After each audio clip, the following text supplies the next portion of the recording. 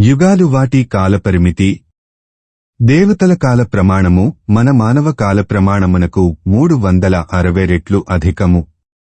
అనగా మన ఒక సంవత్సర కాలము దేవతలకు ఒక రోజు పగలు రాత్రి. మన 30 సంవత్సరములు దేవతలకు ఒక నెల. మన 360 సంవత్సరములు వారికి ఒక దివ్య సంవత్సరము. ఇట్టి 12,000 దివ్య సంవత్సరములు వారికి ఒక దివ్య యుగము. దానినే మహాయుగము అంటారు. ఇది మనకు ఒక చతుర్యుగకాల సమానము. ఈ విధముగా లెక్క పెడితే మన 43,20,000 సంవత్సరములు ఒక మహాయుగము అగును. మహాయుగంలో 4 యుగాలు ఉన్నాయి. అవి కృత, త్రేత, ద్వాపర, కలియుగం. కృతయుగంలో ధర్మం 4 పాదాలపై నడుస్తుందని, త్రేతాయుగంలో 3 పాదాలపైన, ద్వాపర యుగంలో 2 పాదాలపైన, కలియుగంలో 1 పాదంపైన నడుస్తుందని చెబుతారు. వాటి కాలపరిమితి. కృత యుగకాలం 4,800 దివ్య సంవత్సరములు అంటే 17,28,000 మానవ సంవత్సరములు. త్రేతా యుగకాలం 3,600 దివ్య సంవత్సరములు అంటే 12,96,000 మానవ సంవత్సరములు. ద్వాపర యుగకాలం 2,400 దివ్య సంవత్సరములు అంటే 8,64,000 మానవ సంవత్సరములు. కలియుగకాలం 1,200 దివ్య సంవత్సరములు అంటే 4,32,000 మానవ సంవత్సరములు. ఇప్పటిదాకా మనం తెలుసుకుంది ఒక మహాయుగం గురించి. ఇలాంటివి 71 మహాయుగాలు ఉన్నాయి. ఈ 71 మహాయుగాలని మన్వంతరం అంటారు. మన్వంతరాన్ని మనుయుగమని కూడా అంటారు. మన్వంతరానికి 31,10,40,000 సంవత్సరాలు. ఒక్కో మన్వంతరంలో భూమిని ఒక్కో మనువు పాలిస్తాడు. ప్రస్తుతం నడుస్తున్నది 7వ మన్వంతరం. పాలిస్తున్నది వైవస్వత మనువు. దీన్ని వైవస్వత మన్వంతరం అంటారు. 14 మన్వంతరాలను కలిపితే ఒక కల్పం అవుతుంది. కల్పం కాలపరిమితి మన మానవులకు 432 కోట్ల సంవత్సరాలకు సమానం. 1000 మహాయుగాలు బ్రహ్మదేవునకు ఒక పగలు. ఈ పగలును సర్గము అంటారు. మరొక 1000 మహాయుగలు బ్రహ్మదేవునకు ఒక రాత్రి. ఈ రాత్రిని ప్రళయము అంటారు. అటువంటి 360 పగలు రాత్రులను బ్రహ్మకు ఒక సంవత్సరము. అటువంటి 100 సంవత్సరములు బ్రహ్మదేవుని జీవితకాలం. మహాభారతంలో చెప్పిన ప్రకారం ప్రస్తుతం బ్రహ్మకు 51వ సంవత్సరంలో శ్వేతవరాహ కల్పం నడుస్తున్నది. మత్స్య పురాణంలో 30 కల్పాల పేర్లు చెప్పబడ్డాయి.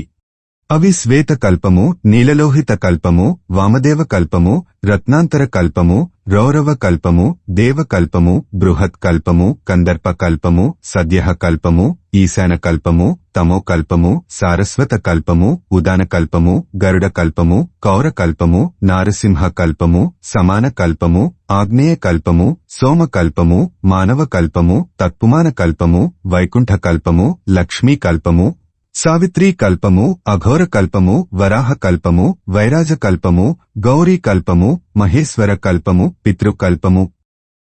యుగాల మధ్య జరిగిన ఒక కథ.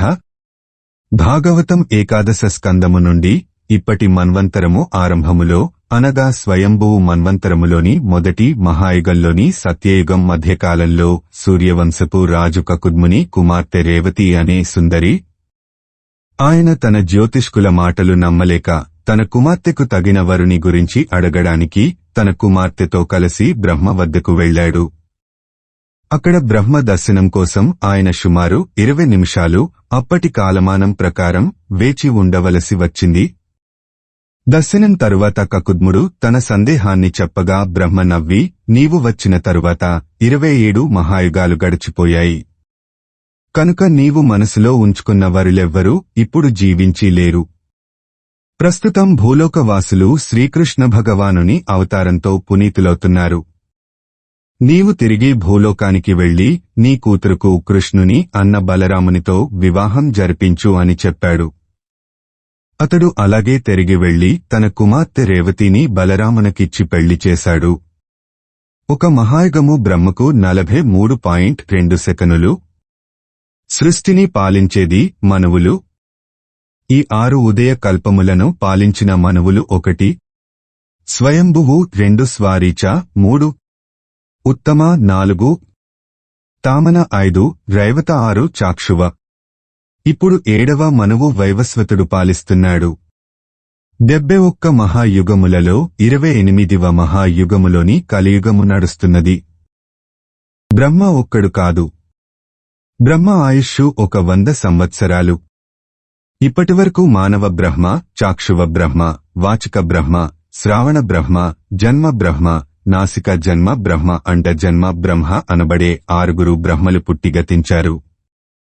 ప్రస్తుతం విష్ణువు నాభి కమలంలో పుట్టిన బ్రహ్మకాలలో 50 సంవత్సరాలు గడిచిపోయాయి.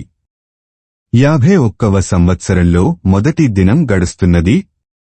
బ్రహ్మ సంవత్సరం అంటే 360 రోజులు అనగా 30 లక్షల వేల కోట్ల సంవత్సరాలు.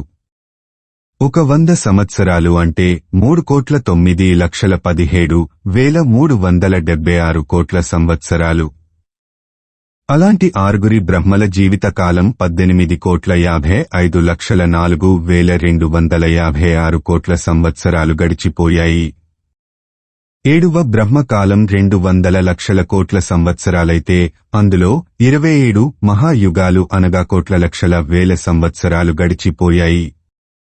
51వ సంవత్సరంలో 27 మహాయుగాలు గడిచిపోగా ఇప్పుడు 28వ మహాయుగంలో కృత, త్రేత, ద్వాపర యుగాలు అనగా లక్షల వేల సంవత్సరాలు గడిచిపోయాయి.